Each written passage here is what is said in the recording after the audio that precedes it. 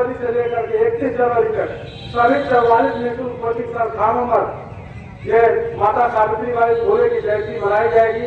उस जयंती में, उन सभी जयंतियों में इन वीरांगनाओं के और बाबा साहब के बारे में बताया जाएगा। तो बड़े भाई साहब का जो निर्देश है संगठन के लिए, वो एक निर्देश अभी पूरा हो गया, तत्काल पूरा कर दिया गया है आपका। और जो है पूर्व विधायक जी हमारे सफदर रजा साहब, ये जो एक बात कहा कि हमारे लोग डरते हैं, मानसिक रूप से जो है दबे हुए हैं। हमारे भाई छोटेलाल निषाद जी ने कहा कि वोटरों को, बीडीसी को, जिला पंचायतों को खाते में रखा जाता है, कैद कर लिया जाता है। तो मैं उसके बारे में बताना चाहता हूं कि मोक्ष कल्याण संस्थान की न्याय पंचायत स्तर पर, ग्राम सभा स्तर पर हमारे मोक्ष के सिपाही तैनात हैं, हमारे मोक्ष के सिपाही हाजिर हैं। और कहीं भी ऐसी स्थिति अब नहीं आने पाएगी। कोई भी ताकते वोट को खरीदने का, अपने खाते में ले जाने का काम नहीं कर पाएंगे। ये बात अभी जनता पार्टी के मंच से श्यामलाल निषाद कर रहा है। कोई भी चाहेगा, अगर कोई चाहता है कि वोट को जो है पैसे से खरीद लिया जाएगा, दारू से खरीद लिया जाएगा, उसका भी ऐलान वोट वालों ने कर दिया है। ऐसे लोगों को लाठी से खेत कर मारा जाएगा जो गांव वोट खरीदने और हमारी इज्जत को खरीदने के लिए गांव चारों पैसा बंटवाने का काम करेंगे। और एक चीज मैं बार बार अपने अपील में कहता हूँ, मीटिंगों में कहता हूँ, अगर आपको लाभ के लिए मीटिंग में आना हो तो मोक्ष की मीटिंगों में मत आना, क्योंकि मोक्ष की मीटिंग जब आप आओगे तो आपको बताया जाएगा कि आप जो है शिक्षा के लिए काम करो, और आपको बताया जाएगा कि आप जो है दारू और पन्नी जो गांव में लोग बेच करके चुनाव जीतते हैं, उसको रोकने का काम करना होगा। आपको सामंतवाद से लड़ना होगा। आपको जो लोकतंत्री व्यवस्था जो गजस बन चुकी है, जो लोकतंत्री व्यवस्था जिसको बाबा साहब ने जो आपको राजा बनाने का अधिकार दिया, आपको व्यवस्था परिवर्तन का अधिकार दिया, उसको आज जो गजस बना दिया गया लोगों द्वारा, उस व्यवस्था को बदलने के लिए, उस लोकतंत्री व्यवस्था को फिर से कायम करने के लिए, और लोकतंत्र के नाम पर जो गजस चल रहा है, आप लोग सब जान रहे हैं, पंचायत चुनाव नजदीक है, दारू और जो है मुर्गी जो है कटना शुरू हो गई है, समोसा दुकान कटना शुरू हो गया है। आप अंदाजा लगाइए, मुझे इतना दुख होता है, रोना आता है जब मैं इस बात को सोचता हूँ, जब मैं इस बात को सुनता हूँ, पता लगाता हूँ तो रोना आता है कि जिस वोट के अधिकार को बाबा साहब अम्बेडकर ने व्यवस्था परिवर्तन के लिए दिया था, उस वोट के अधिकार को हमारे लोग नासमझी में, अज्ञानता में 150 रुपए से जो है बेच देने का काम कर रहे हैं। और उसी वोट से सामंतवादी ताकतें सत्ता में आती है। यहाँ तक ये देखा जा रहा है कि अगर कुछ सीट अगर रिजर्व हो गई तो अपना आदमी जितवाने का काम करते हैं, लेकिन अब ऐसा नहीं होने पाएगा। आने वाले पंचायत चुनाव में सुल्तानपुर में हम कर पाएंगे कि नहीं कर पाएंगे, लेकिन सच्चे लोकतंत्र कायम करने की नींव हम लोग रखना चाहते हैं सुल्तानपुर में। और गांव हमारे कार्यकर्ता, हमारे साथी, वोट के साथी ये बात जन जागरूकता का अभियान चलाने का काम करेंगे।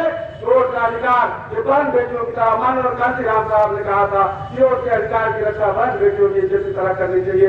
तो वो दिन आ गया है। अब हमारे साथी, इतना दिन तक हम लोगों ने देखा झेला, लेकिन अब जो है हमको उठ खड़े होना है और इस तरह की व्यवस्था, इस तरह जो गजस बन चुकी व्यवस्था, इसके खिलाफ हम लोगों को काम करना है। साथियों, कुछ लोग कहते हैं कि मोक्ष क्या क्या काम करेगा, कहते हैं मोक्ष कौन सा काम करेगा, मोक्ष कल्याण संस्थान वाले क्या क्या करेंगे। हम कहते हैं देश में, समाज में जितनी भी कमियां हैं, जितनी भी नालायकियां हैं, जितनी भी कमजोरियां हैं, जितनी कमियां हैं, उसके सबके समाधान के लिए काम हर सामाजिक व्यक्ति को करना चाहिए। मोक्ष कल्याण संस्थान की तरह हर सामाजिक व्यक्ति को ऐसे कामों में सहयोग करना चाहिए। अगर बच्चों की शिक्षा बर्बाद हो रही है, सभी सामाजिक संगठनों का, सभी सामाजिक व्यक्तियों की जिम्मेदारी बनती है उस बर्बाद हो रही शिक्षा व्यवस्था को संभालने की। अगर वोट आज गजरस बन चुका है, अगर आज चुनाव गजरस बन चुका है, लोकतंत्र गजरस बन चुका है, इसके खिलाफ आवाज उठाने की जिम्मेदारी हम सामाजिक सभी व्यक्तियों की बनती है। मेरे भाइयों बहनों साथियों, मैं कह रहा हूं भैया, सीधी बात है। बाबा साहब ने कहा था, बाबा साहब का निर्देश था, क्योंकि जो कुछ भी मैं आज हूं बाबा साहब की बदौलत हूं, इसलिए मैं बाबा साहब के निर्देश की प्रति गद्दारी नहीं कर सकता।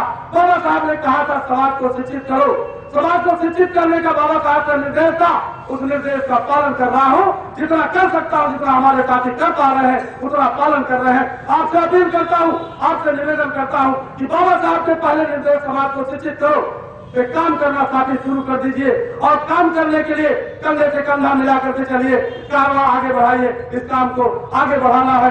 दूसरा निर्देश बाबा साहब का था, दूसरा निर्देश बाबा साहब का था, समाज को संगठित करो। समाज को संगठित करने का काम आप लोग स्वयं देख सकते हैं। मंच पे आप लोग देख सकते हैं कि सभी ओबीसी एससी माइनॉरिटी के लोग सब मंच पे मौजूद है। यहाँ जितने लोग उपस्थित है, मैं अपने कार्यक्रमों में जाता हूँ तो ये बात कहता हूँ, निर्देश हार्डली निर्देश देता हूँ कि जिस कार्यक्रम में आऊंगा उसमें सिर्फ एक जात के लोग नहीं रहेंगे। हम मोस्ट समाज बनाना चाहते हैं, हम ओबीसी एससी माइनॉरिटी को एक साथ छोड़ना चाहते हैं, एक मंच पे लाना चाहते हैं और उसके लिए काम करना चाहते हैं। और ये चीज 3 साल के अंदर अंदर दिखाई देना शुरू हो गई हमारे हर मीटिंगों में। इसी मीटिंग में हम आप यही देखते हैं, इसमें हमारे ओबीसी एससी माइनॉरिटी के सभी लोग जो है साथ चल रहे हैं। साथियों, हो सकता है आपको अभी पूरी जानकारी नहीं है, लेकिन जब मैंने इतिहास को पढ़ा तो मैंने इतिहास को पन्नों में देखा, 2000 साल के इतिहास को मैंने पढ़ा और इतिहास के पन्नों में देखा यहाँ जिस तरह से जात के आधार पर, धर्म के आधार पर हमको आपस में लड़ा करके राज किया जा रहा है, ये असली इतिहास नहीं है साथियों। ओबीसी एससी माइनॉरिटी ये एक ही समाज के हैं, जिनको जानबूझ करके अलग किया गया, जानबूझ करके लड़ाया गया है। बहुत तरह तरह के इतिहास लोगों को आपको बताया जाता है। इतिहास हमेशा विजेताओं के पक्ष में लिखा जाता है। श्यामलाल निषाद ने भी इतिहास पढ़ा है, आपका बेटा, आपका भाई ये भी इतिहास पढ़ा है और इतिहास के पन्नों में हमने देखा है ओबीसी एससी माइनॉरिटी एक है, ये अलग नहीं है। और हमको अब मिल करके काम करना होगा, मिल करके हमको अपनी खोई हुई विरासत और विरासत को पाने के लिए काम करना होगा। लोग कहते हैं कि श्यामलाल निषाद राजनीति करते हैं, राजनीति की बात करते हैं। हम कहते हैं राजनीति हमारे रग रग में है, हमारे रोम रोम में राजनीति है। हम चाहते हैं कि जिस अगर वोट हमारा है तो सत्ता भी हमारे लोगों की होनी चाहिए और हमको आपस में लड़ा करके दूसरे लोगों को राज करने का मौका नहीं दिया जाएगा। उसको खत्म करने का काम किया जाएगा, उसको समाप्त करने के लिए संघर्ष किया जाएगा। संघर्ष में जितना समय लग जाए, हो सकता है, मैं ये बात पक्की कर चुका हूं, हम हमारे साथी करेंगे, आपका साथ मिल जाएगा, आपका सहयोग मिल जाएगा, आपका सानिध्य मिल जाएगा। इस लड़ाई को हम लोग जल्दी जीत लेंगे। नहीं तो हो सकता है कि हमारी आने वाली पीढ़ी जीतेगी, लेकिन हम उस नींव को रखना चाहते हैं, उस पर काम करना चाहते हैं। साथियों, आपका समर्थन और सहयोग चाहते हैं। और एक चीज हमने ये भी अध्ययन किया, हमने ये भी पढ़ाई से अपने जाना, हमने महसूस किया कि अगर सामाजिक स्तर आपका चेंज होगा, सामाजिक स्तर में आपके परिवर्तन होगा तो सिर्फ शिक्षा से होगा, उसके अलावा कोई दूसरा तरीका नहीं आपके पास। क्लासरूम से बाहर बैठाया जाने वाला बालक, कभी क्लासरूम से बाहर जब बैठाया जाने वाला बालक भारत का संविधान लिखते हैं, सिंबल ऑफ नॉलेज कहे जाते हैं, तो सिर्फ शिक्षा के नाते, शिक्षा के अलावा कोई दूसरा नहीं रास्ता है। आपको मैं बताना चाहता हूं, आप लोगों को मैं समझाना चाहता हूं, खास करके जो हमारे निःशुल्क कोचिंग संचालक हैं उनकी मैं बहुत बहुत प्रशंसा करता हूं। और आने वाले समय में जब भी इतिहास लिखा जाएगा, शेख फातिमा के बारे में कितना संकट उन्होंने झेला था, वही संकट, लगभग उसी तरह का संकट आज हमारे संचालक लोग झेल रहे हैं। उनको तरह तरह की बातें सुनाई जाती है। आने वाले समय में इसी तरह से आपको याद किया जाएगा। यह बात एक शिक्षक आपको बता रहा है, आप लोग जितने भी कोचिंग संचालक यहाँ मौजूद हैं, जब भी वक्त आएगा और इतिहास लिखा जाएगा और लिखा जाएगा इतिहास के पन्नों में कि जिस समय शिक्षा बर्बाद हो रही थी, उस समय वोट के आह्वान पर गांव लोगों ने शिक्षा को संभालने का काम किया। आज 44 है, आज 44 निःशुल्क कोचिंग है। मैं चाहता हूं कि आने वाले समय में, आने वाले 7-6 महीने के अंदर जनपद के सभी गांव के सभी पूर्वों में निःशुल्क कोचिंग खोली जानी चाहिए। और यह काम मुझे पूरा यकीन हो गया और हमारे साथी, हमारे संघर्षशील साथी जो है वो सब ये काम को करने में आप बिल्कुल हिचक नहीं करेंगे।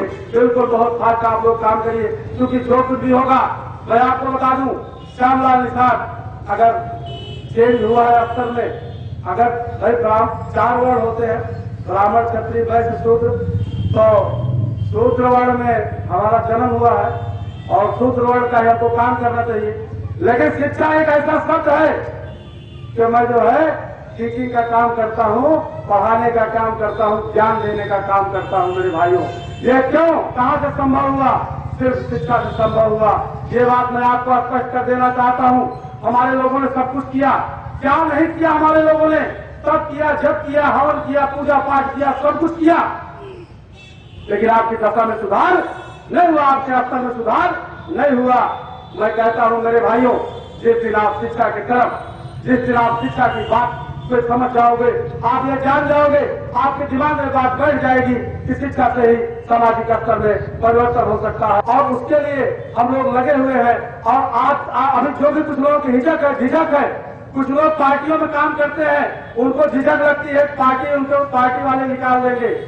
मैं आज ये भी आप लोगों से बता देना चाहता हूं, कह देना चाहता हूं कि अगर जिस पार्टी में आप लगे हो, उस पार्टी वालों से पूछ लेना कि भैया आप अपना काम बता दो, क्यों हमको निकालना चाहते हो, क्यों हटाना चाहते हो, पार्टी कौन सा काम कर रही है समाज को।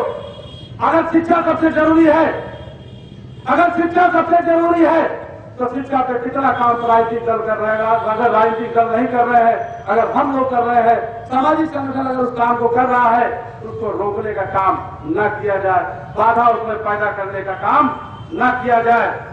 संगठन को हम गांव-गांव इसलिए निर्माण करना चाहते हैं, इसलिए तैयार करना चाहते हैं। हमारे परम आदरणीय शिवई गुरु जी ने कहा कि लोग बदलते हैं, तब होते हैं, कहीं वोट लेने के लिए इधर उधर बदलते हैं। इसके लिए मोक्ष कल्याण संस्थान ग्राम सभा स्तर पर, न्याय पंचायत स्तर पर हर क्षेत्र में अपने पदाधिकारी नियुक्त किया है।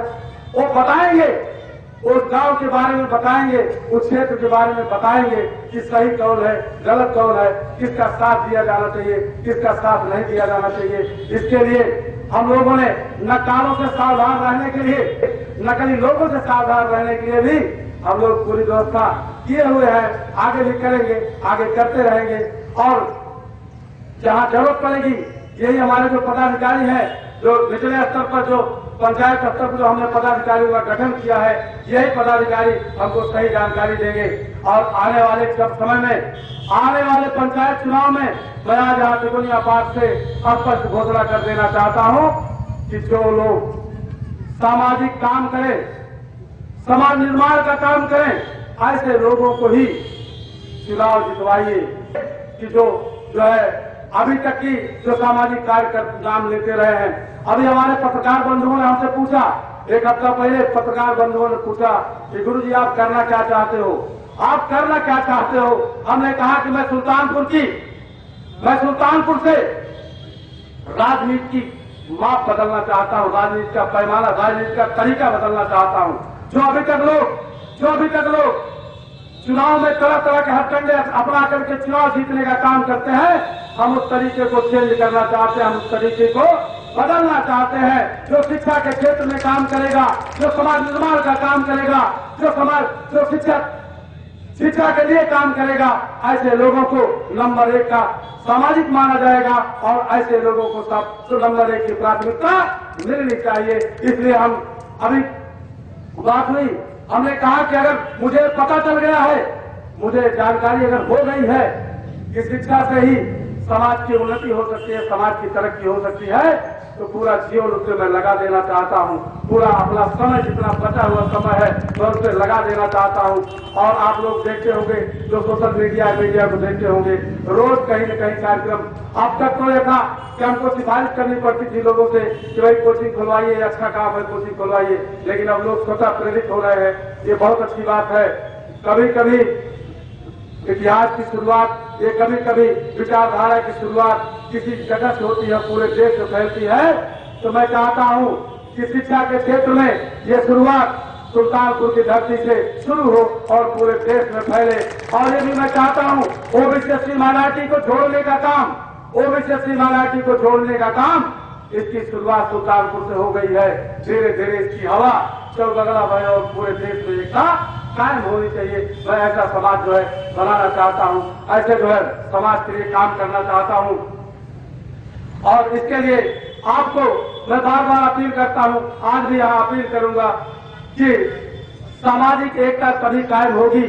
हमारे महापुरुषों ने भी कहा है, इस बात को बार बार कहा है, बिना सामाजिक एकता कायम किए राजनीतिक एकता कायम नहीं हो सकती। तो सामाजिक एकता कायम करने के लिए हमको आपस में मिलना जुलना होगा, आपस में समन्वय कायम करना होगा, आपस में सहकारिता कायम करनी होगी, आपस में विश्वास और मेल मिलाप कायम करना होगा।